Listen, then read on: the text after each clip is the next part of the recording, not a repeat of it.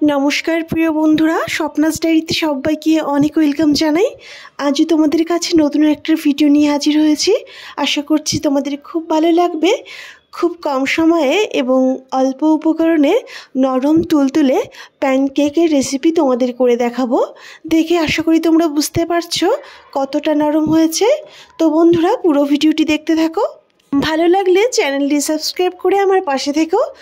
प्रथमेই একটা পাত্রে আমি দুটো ডিম ভেঙে নিয়েছি এবং তার মধ্যে দিয়ে দিচ্ছি 1 কাপ চিনি। এখানে আমি কাপ মেপেই পুরো রেসিপিটি তৈরি করছি, তোমাদের বুঝতেও সুবিধা হবে। চিনির সঙ্গে ডিমটাকে ভালো করে ফেটিয়ে নিচ্ছি যাতে চিনিটা ভালোভাবে ডিমের সঙ্গে মিশে যায়। চিনিটা অবশ্যই তোমাদের স্বাদ অনুযায়ী বাড়িয়ে বা কমিয়ে দিতে পারো। তারপর অ্যাড করছি সেই কাপেরই 4 ভাগের 1 ভাগ রিফাইন অয়েল। তার সঙ্গে অ্যাড করব 1 চামচ ভ্যানিলা এসেন্স।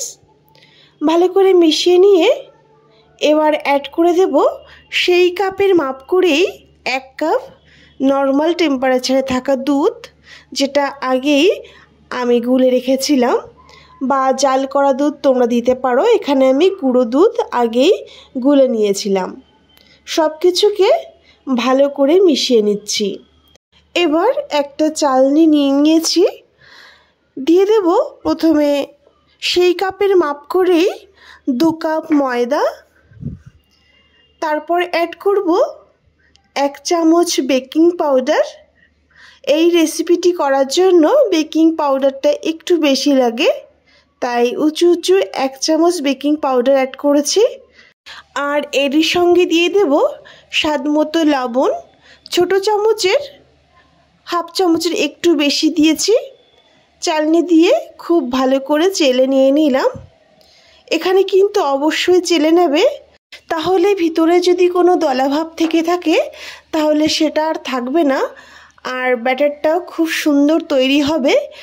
তাই কেকটা তৈরি করলেও অনেক সফট হবে, তাই অবশ্যই চেলে নেবে। আস্তে আস্তে আমি ব্যাটারটা গুলে নিচ্ছি। 2-3 মিনিট ধরে ব্যাটারটাকে খুব সুন্দরভাবে গুলে নিয়েছি। ব্যাটারের ঘনত্বটা ঠিক এই রকম থাকবে। আমি 2 কাপ ময়দা দেওয়ার পরে আরও 1 মুঠ মতো ময়দা অ্যাড করেছি, তারপর এই রকম ঘনত্ব তৈরি হয়েছে। তো দেখো, অন্যদিকে ফ্রাইং প্যান বসিয়ে দিয়েছি, আর বেশ গরম হয়ে গেলে আমি হাতায় করে 1 হাতা ব্যাটার নিয়ে উপরে নর্মালভাবে দিয়ে দিলাম, তাহলেই দেখবে খুব সুন্দর ছড়িয়ে যাবে। তারপর একটা ঢাকনি দিয়ে ঢেকে দিয়ে 1 মিনিট পর ঢাকনি তুলে নিলাম। দেখো, এই অবস্থায় দেখতে পারবে উপরে এইরকম ছিদ্র ছিদ্র আকার আসবে, তখন উল্টে দিলাম। খুব সুন্দর একটা কালার আসছে এবং কেকও কিন্তু খুব নরম তৈরি হয়েছে। দেখতেই পাচ্ছো পুরোপুরি কেক আমাদের তৈরি। নামিয়ে নিলাম। একইভাবে আমি কিন্তু পরপর করে সবগুলো প্রায় তৈরি করেই নিয়েছি। লাস্ট কেকটা তৈরির জন্য তোমাদের দেখালাম। একইভাবে 1 হাতা ব্যাটার নিয়ে নর্মাল দিয়ে দিলাম, একটু গোলাকার করে নিয়েছি। আর অবশ্যই ফ্লেমটাকে লো টু মিডিয়ামে রাখবে, একদম আঁচটাকে বাড়াবে না, তাহলে কিন্তু পুড়ে যাবে। 1 মিনিট পর ঢাকনি তুলে নিয়েছি। খুব সুন্দর উপরের ছিদ্র আকার চলে আসছে। এবার খুন্তি দিয়ে আমি উল্টে দিলাম, আর দেখো কালারটাও কিন্তু অসাধারণ হয়েছে। কেক কিন্তু খুব জলদি তৈরি হয়ে যায় আর তেমনি নরম হয়।